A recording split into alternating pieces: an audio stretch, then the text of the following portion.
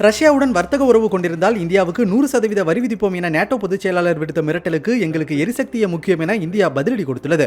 உக்ரைனுடன் 50 நாட்களுக்குள் ரஷ்யா அமைதி ஒப்பந்தத்தை மேற்கொள்ளவில்லை என்றால் ரஷ்யாவுடன் வர்த்தக உறவு வைத்திருக்கும் இந்தியா, சீனா, பிரேசில் உள்ளிட்ட நாடுகள் மீது கடுமையான வரி விதிக்கப்படும் என அமெரிக்க அதிபர் டிரம்ப் அச்சுறுத்தியிருந்தார்.